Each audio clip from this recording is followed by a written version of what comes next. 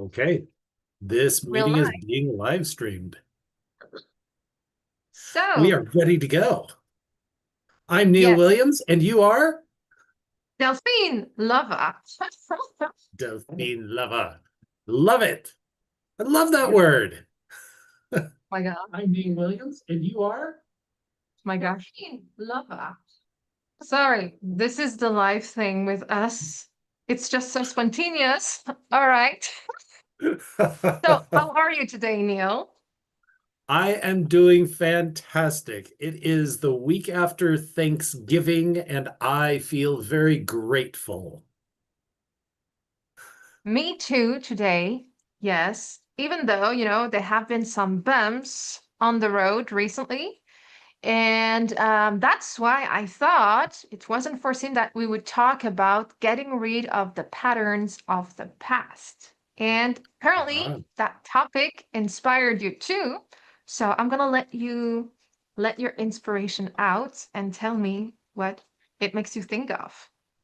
well, for me, so last night, for example, my foot was hurting, so I went to Louise Hay and I looked up what is it that happens to cause your feet to hurt. And I didn't find anything there, so I went to I can't remember her name, Truman, and Feelings Buried Alive Never Die. And I looked up what causes your feet to hurt because everything that we experience right now is based off of a pattern of thought that we have developed from somewhere else. And so after finding out that it's directionality and not wanting to move forward, I went to the emotion code and I cleared a few emotions in order to get rid of those feelings from the past that are stuck, that are causing me pain in the present. So, what do you think about the past and the memories from the past? Oh, I think that we have a lot of stories of the past, as Natalie Bouchard would say. And I'm studying a lot that topic right now. And often you say they're in the present, but for me, of course, in the present, but they are in the body. Mhm. And I'm a person, I'm a lot in my mind. I always want to understand everything.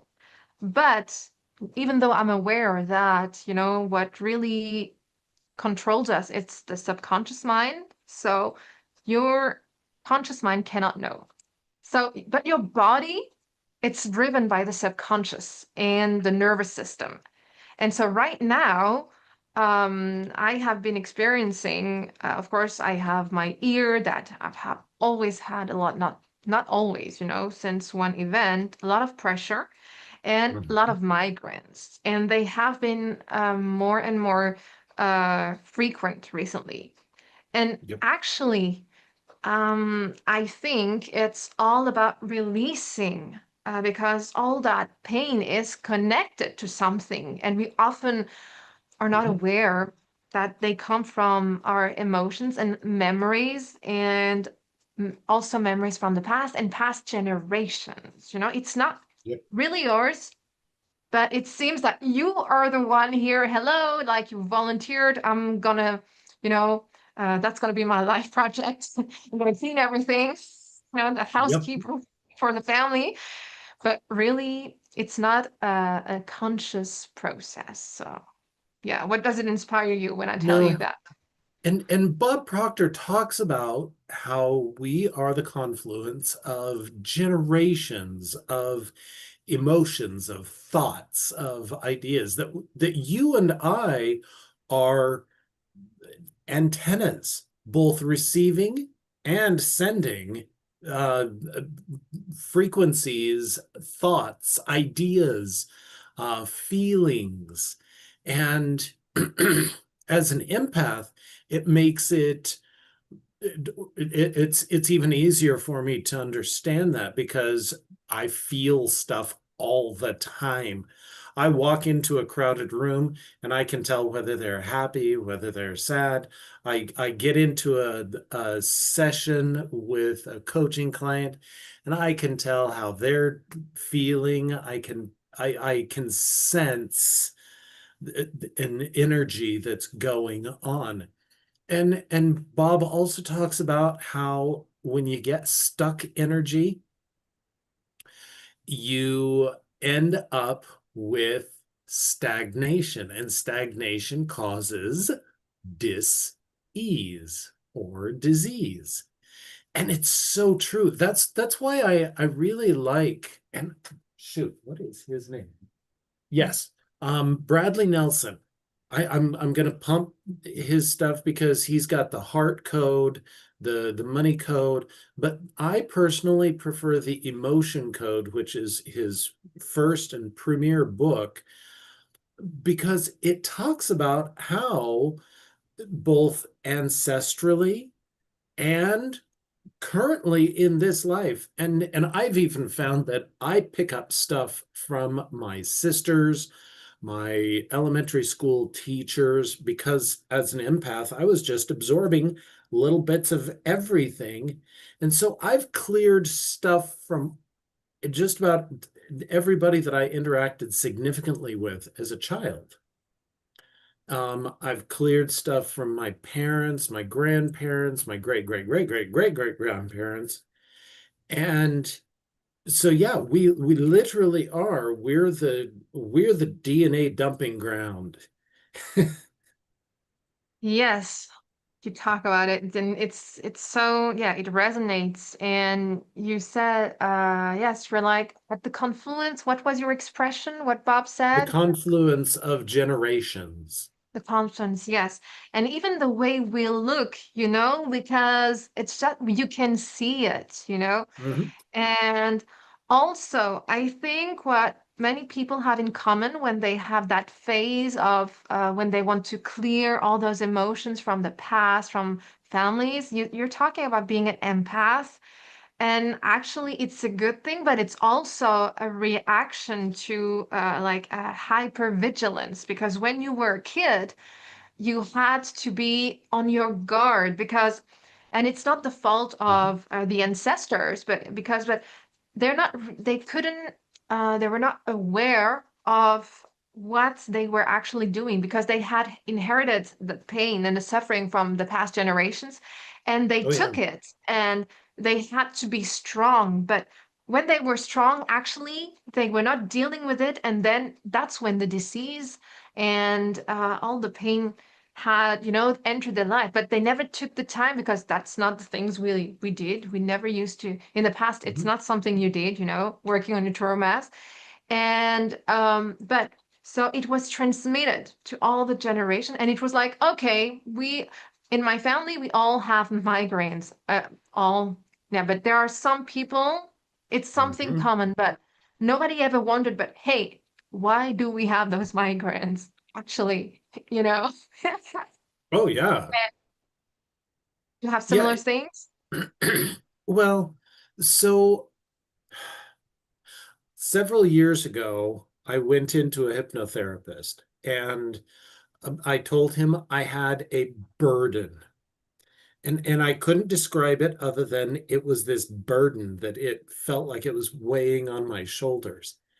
And as he took me into the hypnosis, um, I called on my father, who's been dead for 2 or 3, 4 years at that point, and my father guided me through the process of understanding the burden. He wouldn't take it away because I have to do that, but he helped me understand.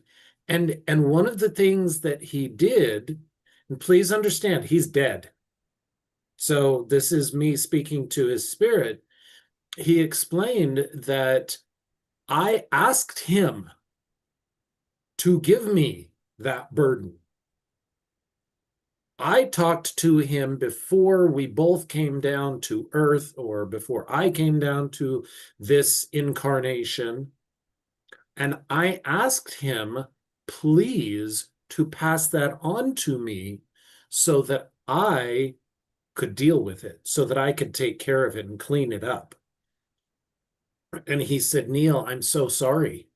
I'm so sorry that I had to give it to you, but you wanted it. And, you know, for me, it was like, oh, okay, there's a purpose behind this. It's not quite as terrible and scary because it's something that from a higher self with more wisdom, with more knowledge, I was willing to take onto myself. And that also tells me I have the ability, I have the strength to release it. Hmm. I think yes, it's a great reminder because when you're in the middle of it, believe me, when I have those migraines, yeah, I'm Mhm. not willing to accept that because I'm like, "Ah, why do I have that pain?" You know? Mhm. And but the pain wants to talk to you, and there is a reason. And yes, makes sense that, yeah, when we talk about in reincarnation, we choose, and yeah, but when, and actually, it's the resistance to that, the resistance to accepting that actually you're here to, it's your choice, and you're responsible for that, and but also I think it's important to take the guilt away because there is kind of a guilt about that too, this doesn't make it easier. Yeah, guilt and blaming give away your personal power. Guilt and blaming are basically the kryptonite to your superpower of being able to work through, deal with, and finally release this thing. One of the things that I do in coaching on a regular basis is I talk about taking this burden or this problem or this habit and humanizing it, anthropomorphizing it, giving it a name, giving it a hair color, giving it an outfit. What kind of fashion does it wear?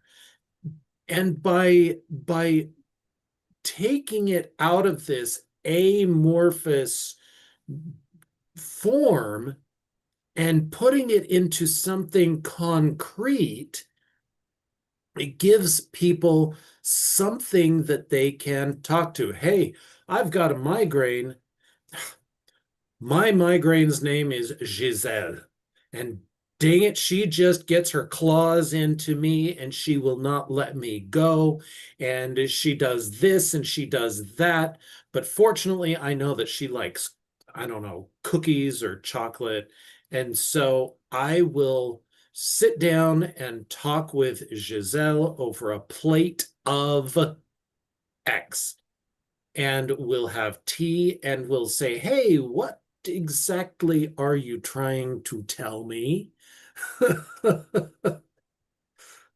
And sometimes you need to have the conversation several times too, because what I realized is I thought, for example, because when you realize certain things, that you become aware of some patterns, say, okay, now I see it. But observing it doesn't mean that it's completely released of your body because you don't know how deep it's and it's stuck in your cells, if I may say. Oh, yeah. And I didn't realize traumas from past relationships. And I realized actually my body reacts to something from the past. And I didn't take the energy off me. And I have it with me. I didn't realize. And so each time I'm in a situation that could activate the same feeling, the same emotion, well, because actually everything's about emotions. Um, Mhm. I feel a certain way in my body, and I call it Godzilla. This is my Giselle, but it's not about the migraines. It's a reaction of Mhm. fear that I have, that I don't feel safe. And and now I'm working on going into in the past, visualizing the first episode where I didn't feel safe because I was not respected because I was very young, and I Mhm. imagine I am in that first scene, and I'm like, I'm gonna protect you. No, this is how I should have reacted. I should have stopped the person, say, hey, you're not doing this. If you do that, that's wrong, and I'm gonna leave. Mhm. And so, yeah, but it takes time, and you have to do it several times because that's how the subconscious mind works. And you have to repeat it so that your nervous system calms down and feels safe again. Yes. So I am going to make one correction on what you said. It's not all emotion, it's all energy. And it's energy that you then wrap in an emotion because it's a simple it's I guess it's not a simple truth, but it is true that events happen. Somebody says something that somebody says something. You determine whether it's right or wrong. And then you keep telling yourself that story. And please, I'm not pointing the finger, and it is hard to take responsibility for this because we were so young. But what you did, what you're doing, going back into the past and protecting your younger self, I can't remember who said it, but I love it. You are never too old to have a happy childhood. Yes, it is. But when at the time when, because of, obviously I had heard that before. But you see, this is also why I think there is a timing and that nobody is behind, because I had to be ready. I had to be able to see and hear. And Mhm. yeah. So, and I guess the tool will come when you're ready. And you're right that it's not emotion, it's energy invested in a feeling, an emotion. And then I often think of Joe Dispenza, who says that Yep. people are Yep. trapped in thoughts which they give energy to, and emotions, energy, and it makes like a big bubble you have around your head. And even though I know all of that, well, those times, that year, that purging period, I've done that. I have been trapped, in my thoughts, because I think it's part of the process. Sometimes I would get out of it, but I would fall right back into it.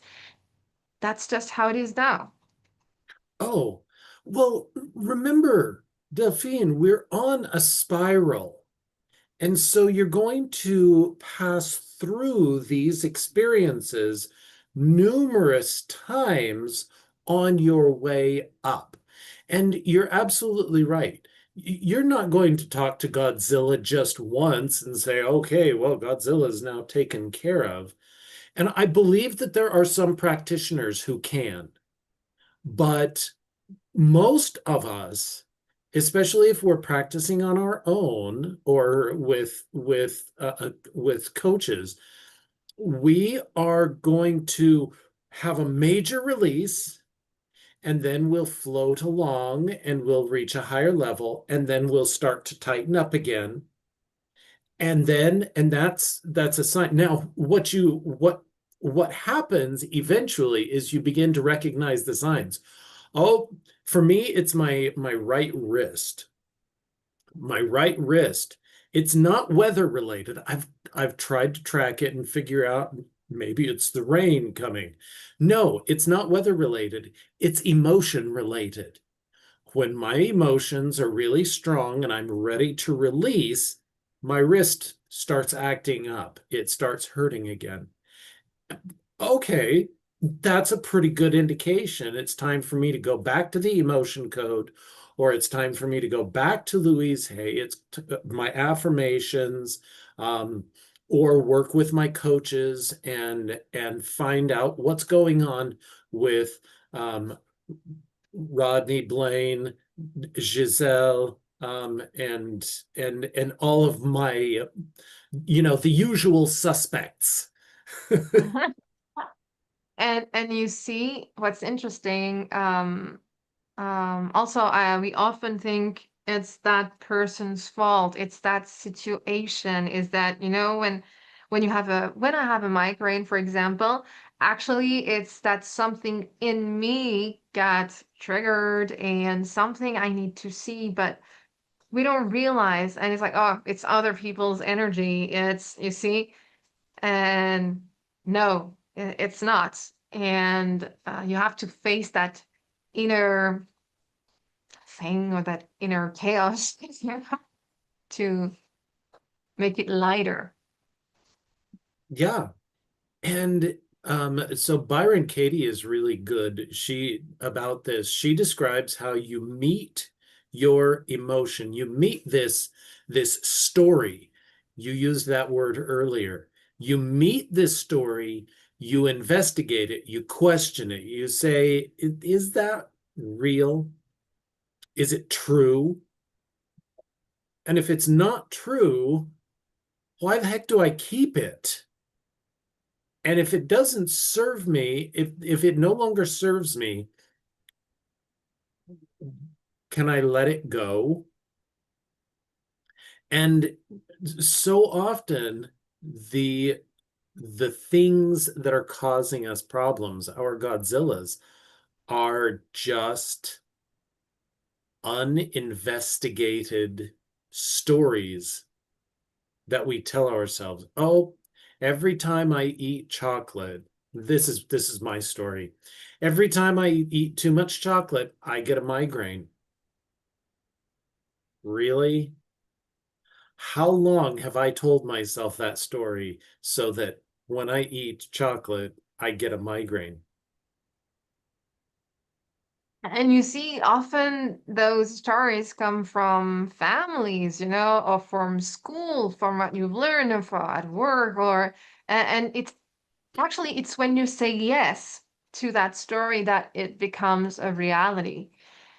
Yep, And this is when also we can be loyal to some stories because it's been done for years, centuries in our families, and it's yep, hard. And when someone says, "Hey, I'm not saying yes to that story, you can do whatever you want. I'm not doing this anymore."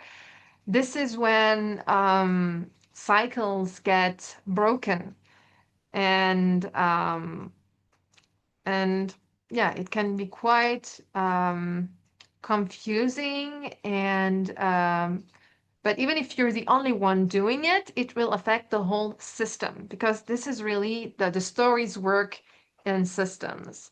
So if you break the story, it's not only you you're impacting. And I guess this is the whole game we're playing because it's not just, for example, myself, my story. It's about you. It's about when people hear it, it's going to impact, just even if it's one person and boom, and it's going to, yes, reciprocate. yeah. What do you think? Oh, it's yeah, the effects are can be immediate and they can be generational because as I release the energy surrounding the burdens that I am carrying, it releases the energy that the spirits of my ancestors are carrying because they're carrying energy too. That's why so often there have been times when my wrist has started to hurt and all I can do is release ancestral stuff. And it's because even in the spirit world, if you've been through this incarnation, you're carrying energy. And as soon as I identified hey, I'm carrying a burden. I picked it up from my father, who picked it up from however many generations back. I told my daughter, and now she's aware, and she's like, oh, yeah, I see that showing up in my life. And she is able to release it and do the energy work so that she doesn't. And in fact, with her second child, she's like, Dad, I've got so much energy work that I need to do so that it doesn't transfer into this baby. And I said, yes, get it done. And I think more and more people are doing this because now they're maybe at an age when they want to have children and they are aware of Mhm. that. And so they take the time and they do the work because they don't want to have children that suffer from that. And yeah, that's a good thing, I think. Didn't Knowledge you? is power. Yeah. And I think you wanted to talk about a pattern you that you were inspired and you want to talk about a pattern you noticed, not from you, from your circle, I think. No? Um, Let me think on that. Okay. Let me try and remember it because there is a pattern going on in my groups right now that oh yes, thank you. So um so I have a friend who has been without work for 2 or 3 years now. And before that, she lost a job just a couple of years. Before that, she lost a job just a couple of years. And there's this pattern. And quite frankly, she is a personal development practicer without parallel.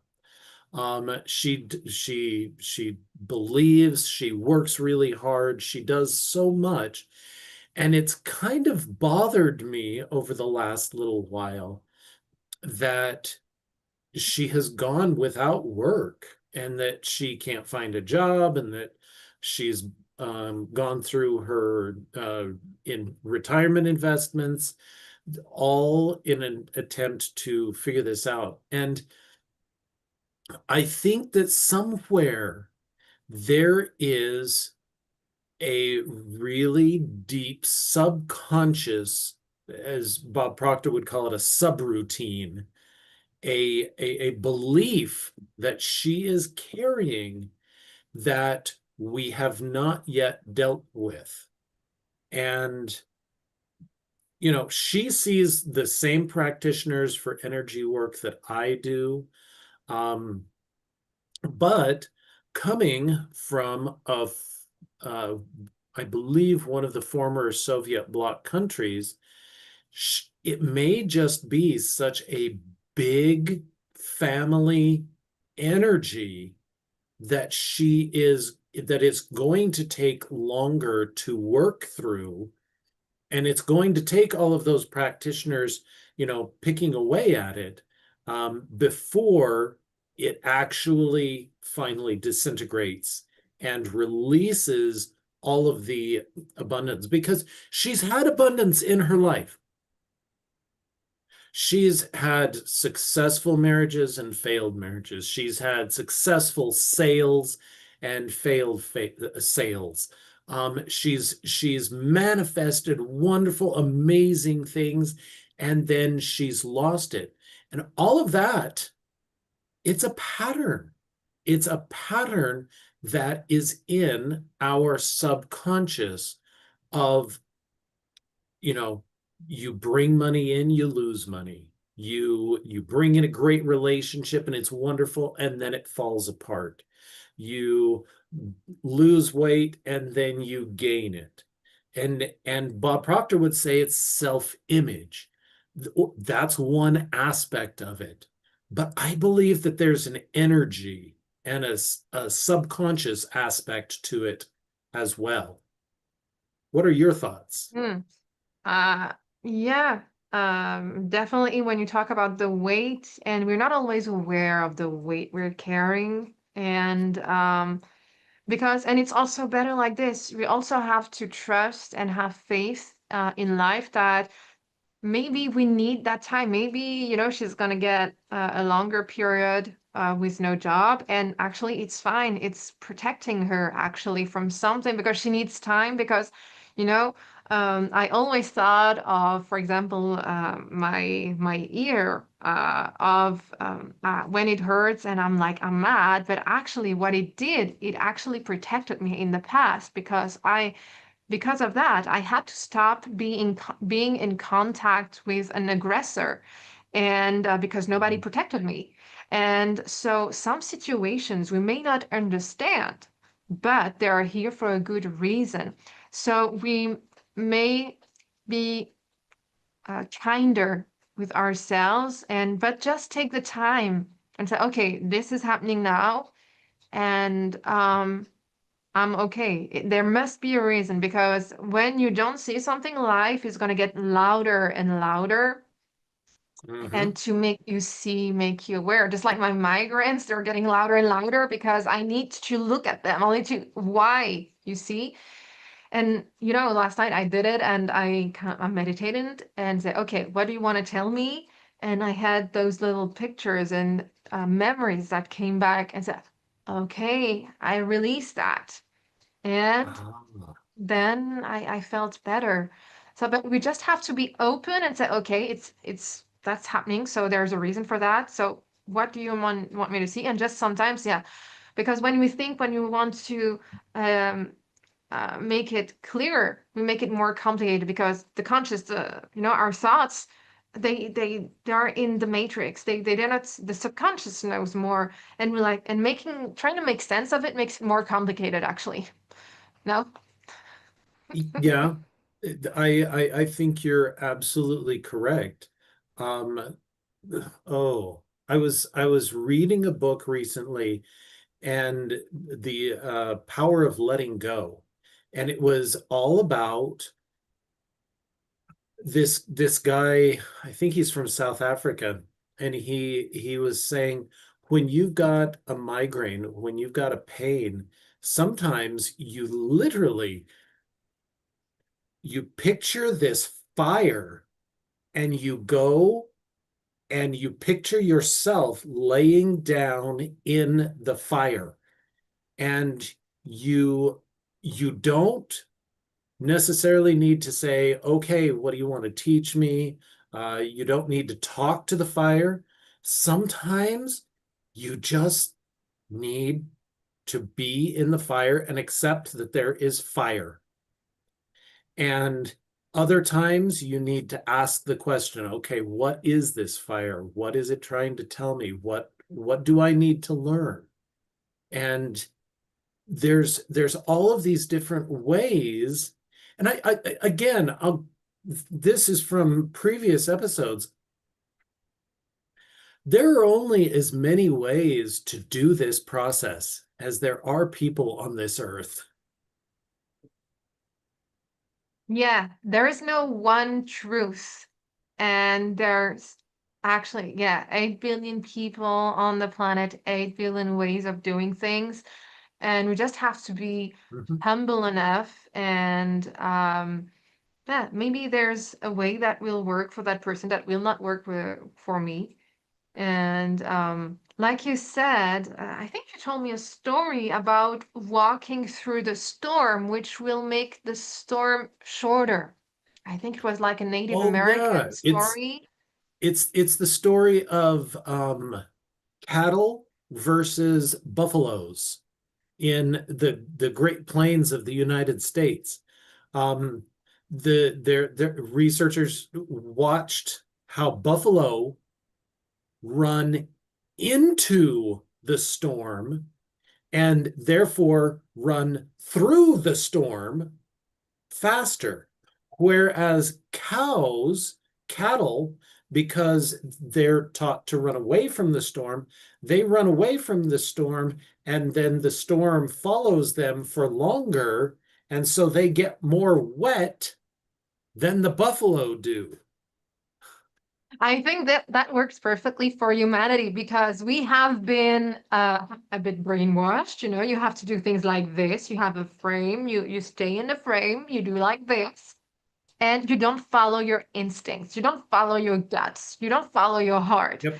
Whereas actually, when you're connected to that, well, okay, it might be painful, but generally, you'll feel relieved. You'll feel better. Whereas when Mhm. you're not, you resist. And this is actually, yeah, when you have those, pain is here to tell you you're resisting. So I'm telling you that, but yeah, I have a lot of resistance in me. Well, Yeah. and we're taught in Western society that we're supposed to avoid pain, run away from the pain, numb it, dumb it, eat too much, drink alcohol, take drugs, Watch porn. antidepressants. Yes. That is true. I never realized that we have like an avoidance society. Just avoid the truth, avoid Oh, yourself. yeah. Oh, yeah. Yeah. Be proper. Do what is right. Right according to who? Mhm. Yeah. And then who benefits from that? That's also a question, you know, because when you avoid yourself and you avoid your power, it makes other people powerful. You know, you give your power to other energies, I would say. Yeah. Yeah. You give it to the church, you give it to the state, you give it to your teachers, you give it to your employers, you give it to all of these people. That's why there are some people who cannot work for other people. They will not give their power away. They just won't. Tony Robbins fought with his teachers all the time because he wanted to talk. Well, now he's being paid to do what? Talk. Um, and so it's finding that power and not blaming, because blaming gives your power away, and not feeling guilty, but because guilty just diffuses your power. It's not doing anything, it's just making you feel down and depressed and bad. Now, Napoleon Hill talks about divine um, dissatisfaction. And that's a big difference because I feel bad, I feel terrible, life sucks, I feel down and dark and rainy and terrible is different from I don't like this. I am going to get up and I am going to change it. I am going to do something different and we are not going to stay here. The guilt is the cattle running away from the rain, whereas divine dissatisfaction, I do not like this. I am going to find an energetic way to overcome it. I am going to go to psychotherapy so that I can deal with my issues. I'm going to talk about it. I'm going to work with a coach to get through it. Those are all the buffalo headed into the storm so that the rain doesn't land on them for very long. And I would even say, or like the buffaloes do, you connect to who you are and just just run through it, you know, but connect to, because when you actually, even when you think about it, going to practitioners and people that are coaches and mentors, of course, we need them, but it's also giving your power away. And but those people, because there are some great people out there, when they do the job, they connect yourself to yourself actually, and then you don't need that anymore. And we all need help sometimes from time to time from the external world, Yep. but and this is also why we have there is kind of a storm going on in the spiritual world, because right now there are some people who know very well about those topics and who use people's wounds and sadness and powerlessness to make money, just as the other ones that are not spiritual at all, but they master uh, the matter, earth, Mhm. and the physical plane. And so you Mhm. have to be aware right now. And that's you're absolutely correct. That is learning to tap into yourself. And I apologize to all of our viewers out there. You will pay for snake oil. If when you start down this path, you will pay somebody and they will do absolutely nothing for you. But you will learn, okay, this doesn't work for me. You will pay for seminars, you will pay for webinars, you will pay for books, you will pay for tapes, you will pay for, because you have to pay for your education, and you will pay for it in money or time or energy. You will always pay for your education. You, for example, flew halfway around the world in order to get the education that you needed to start. And now, and me personally, I have paid for some really good coaches, and I've paid for some really questionable coaches. And the Because it's only questionable the ones, I didn't experience. actually even get through the seminar. But and you see, it's all here, it's all about experiencing, and there are polarities. Like you said, you cannot have the high if you don't have the low, and you have to Mhm. experience, and you cannot anybody tell you this is good, this is bad. You have to feel it. And it's just like, when I teach English, some people are going to be like, oh, that's cool. My method is cool. Others will not really resonate with what I do. And it's okay. It's just we are different. We have different needs. And that's just how it is. But yeah, I think also you're referring to an interesting point. It's money. And in France, people do not invest in themselves.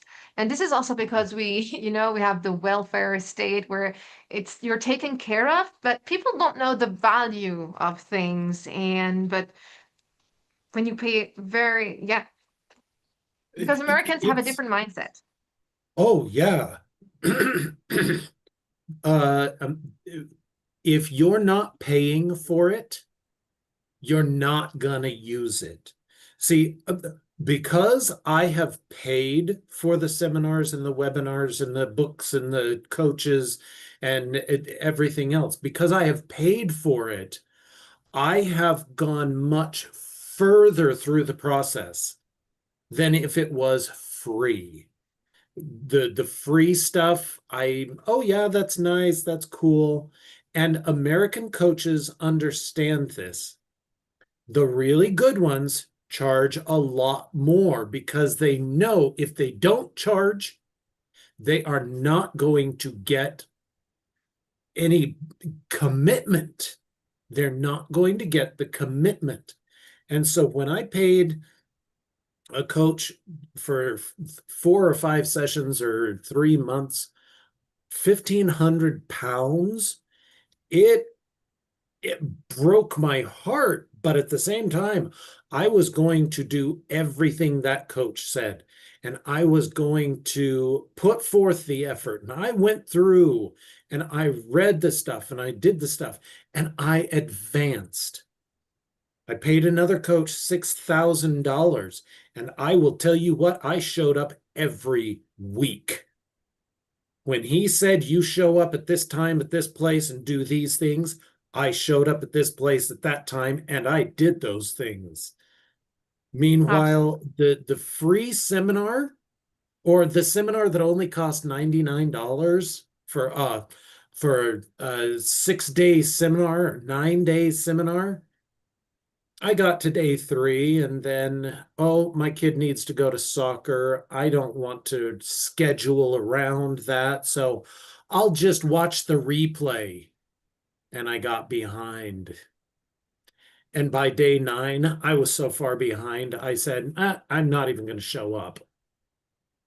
And you see, this is also because what we forget it's that where does money come from? Because in the past, it's because you get value in exchange. And of course, it's also energy. And Hmm. yeah, it's all about commitment and respect for, time. Like we say, time is money. People invest their energy. And in France, it's quite, yeah, it's you can see it. People who have, when it's a gift, when the state pays for a training session, you can see the difference. And people who pay, I would say, people who pay a lot of money for something, it's because they want it, they love it, they're invested, they respect you. And my gosh, it's a different energy. And it's not, Hmm. this is why it's not work when you do it. It's just, people enjoying themselves. Yeah. Well, and that's it. It takes it from entertainment to work to effectiveness.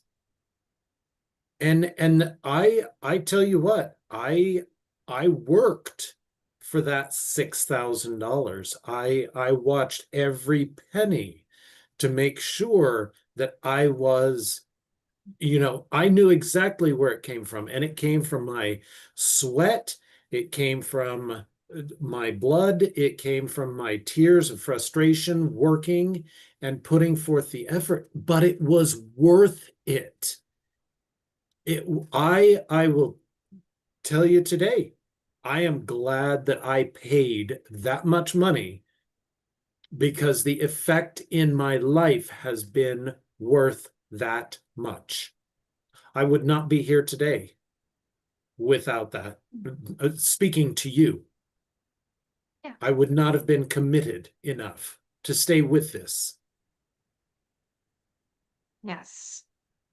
And I had a thought that I lost. So, Yeah. Well, let me because you touched on something that is so true.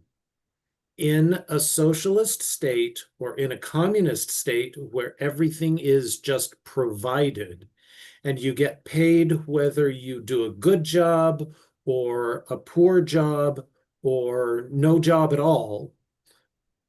And I lived in Russia and I watched it happen. Those who can find a way to get away with doing nothing always will. Those who want to work, those who have an inner drive, they also always will. yes. All right. And on that, maybe we can, because it's already 6. What time is it where you are? So it's 10:02. All right. It's 10 a.m. So yes, your evening is my morning. Yes. Well, maybe we'll see each other again in a few weeks if we get inspired. But in the meantime, well, enjoy everybody enjoy their weekend. And